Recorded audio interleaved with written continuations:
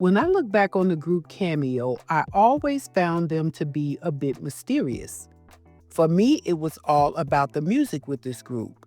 I remember watching them perform on television back in the day, but this is a band that I felt we knew very little about other than their music. Before making this video, I didn't know if they were married, parents, or grandparents. I've never read about them fighting in a club or causing any form of disruption. It makes you wonder if this was their plan to keep you focused on their music and not on their personal lives. Now, don't get me wrong, they have done interviews. I see that now. Cameo came on the scene as a funk band. And when I think of funk bands from the 70s, I think of BT Express, Sly and the Family Stone, and of course, Parliament Funkadelic. But they had a completely different sound from what we knew as funk music at that time. Their music started moving around, if that's what you call it, changing from one album to the next. Even their look changed. They began with a slight funk look, nothing outlandish, to a GQ look, and morphed into Larry Blackmon's most famous look that came around in the mid-'80s that only he could do. Now, I saw photo shoots of Larry Blackmon in high-fashion fitted coats, ties, and colorful shades. They were no longer considered just a funk band or R&B. This group was ahead of their time regarding their look and music. They were most definitely in a lane of their own.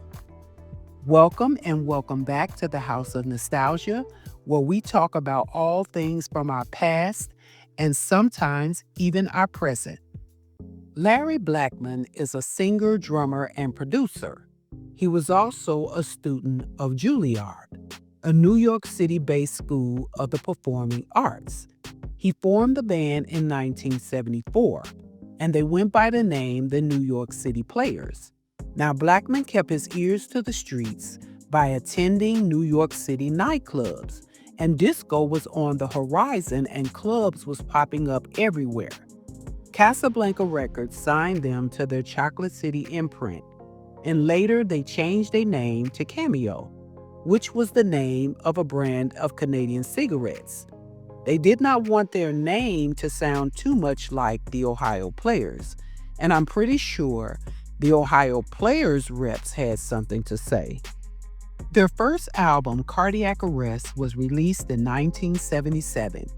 When you read about the reviews of this album, they always speak on the Parliament Funkadelic influence, which is not a fair assessment of what I heard on this album, because I only heard it on a couple of songs. Parliament was a huge influence on most up-and-coming funk bands. Now, I heard it on Stills Feels Good and Funk Funk. The song Find My Way was previously recorded by the 3 Degrees in 1973, and the group The Time recorded it in 1969. Well, Cameo changed it. The start of Good Times gave me Compunction vibes, and Rigor Mortis was the song that got the radio play. The album We All Know Who We Are had the most Parliament and Bootsy influence. I didn't care too much for the ballad Stay By My Side on Cardiac Arrest, but Wayne Cooper's beautiful voice on Why Have I Lost You is a classic. It was a huge radio hit at the time and still a Quiet Storm hit to this day. They even brought this song back again in 1980 on their Cameosis album. The band had 8 members at the time. The Ugly Ego album was released in 1978, and it was okay, but the song that stood out to me the most was The Two of Us. This song had this late 70s nostalgic vibe that I'll be playing for a while, and I'm happy that I found this song because I had never heard of it. Cameo's Secret Omens album was released in 1979, and it was a hit.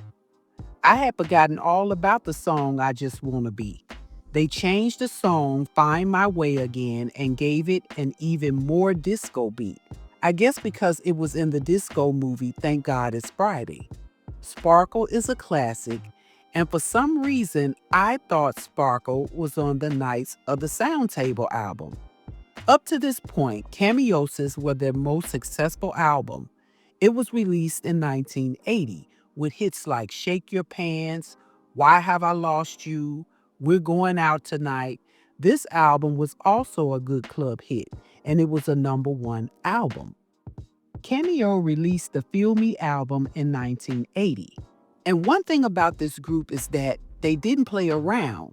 They were coming with the music. I can see many things that I wasn't paying attention to back then. At first, when I saw the album cover, I was saying to myself that I don't remember anything on this album, but I was wrong. This was another hit-filled album. The hits Feel Me, Keep It Hot, Is This the Way were very memorable. I noticed that the intro to the song Better Days gives you Purple Rain vibes. But Prince didn't reach that phase in his music until 1984, 4 years after this album. Now, I went back and I listened to his music just to make sure, but I already knew it though. When the Feel Me album came out, Prince was in his rock and pop phase. You know, the Dirty Mind phase with the bikini trench and leggings.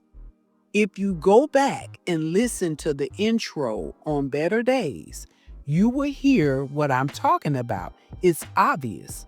Prince held on to that until he was ready to use it.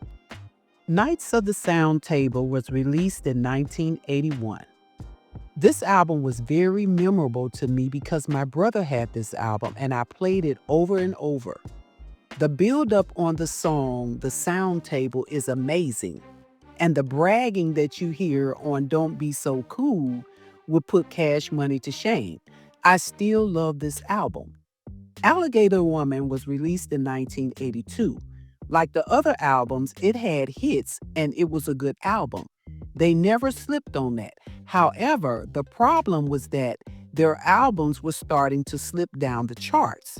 Their two previous albums went #1 and 2, which I would think would be a nervous feeling for a successful group. This album made it to #6. When things like this happen and the music is still good, it could be the attention span of the listeners and new groups climbing up the charts, moving into the 80s. It could be a number of things. I'm pretty sure this didn't go unnoticed by the group or the label. Style was released in 1983. This album was my least favorite of theirs so far, but I have been listening to the song You're a Winner on repeat. I love this song. It has that laid-back 80s sound. I wish that I could say more about this album, but I would call this their rebranding stage. Larry Blackmon started his own label, Atlantic Artists, and started releasing all their music on this label. They were about to get it together soon, and we all know that. She's Strange was released in 1984, and the album shot to #1. I didn't know that until now. Style only reached #14. This was an excellent album. They were rapping on here. I never heard the song Groove With You before, so that was a treat because I love laid-back music. Most of the songs on this album had radio play, and one of the founding members of the group, Mr. Wayne Cooper, passed away in 1984. And I remember hearing he passed away back in the day. So that was sad to hear all over again. He was just 29. Single Life hit #2 on the charts in 1985. And honestly, after She's Strange, they felt like a whole new band. They made it to #2 off the strength of the first two songs, Attack Me With Your Love, which is one of my favorites, and Single Life, which was a club hit. Those are the only two songs on that album that I liked, and this is the first time I ever heard any of those other songs on that album. They were doing big things. Most bands would have been slowing down, but Tommy Jenkins, Nathan Lieutenant, and Larry Blackmon was standing on top. Larry Blackmon signed a group named Cash Flow to the label, And what I found interesting was how similar the song Mine All Mine, which was released in 1986, was to the Fatback Band's I Found Loving, which was first released in 1983, then re-released in 1986, and re-released again in 1987. Now, I'm starting to believe that I Found Loving was re released in 1986 to remind people who recorded their song first. This was very strange. Cameo released Word Up in 1986, and if you ask me, it was the best album of the year. They were nominated for Best R&B Performance by a Duo or Group, but they didn't win, and they should have won. Not only were they at the height of their career, their creativity was at an all-time high. This group had 6 top 10 albums and 3 number 1 albums. Even this one went number 1. They gave us good music for nearly 10 years. Mariah Carey used Candy for her Loverboy single in 2001, and Candy was the best video of their era. This was the first album that they had that went platinum. Now, I know the competition was tough in the mid 80s, but this was their time. I feel like the Grammys dropped the ball on this album. They released Machismo in 1988, which is the first time since 1977 that they waited 2 years to release an album. And they did this for the next 3 albums. Now, I love this album. I forgot about these songs over the years. And I felt like they had to satisfy the record label with a couple of songs off this album because they sound so similar to the Word Up album. But the rest of the album was them experimenting with different music. They tackled racism with the song Skin I'm In, which had a good video, by the way. And I feel like they were trying to find a lane going into the 90s with this album by experimenting with rock and reggae sounds. They were in the industry for so long that I think they saw the future in music.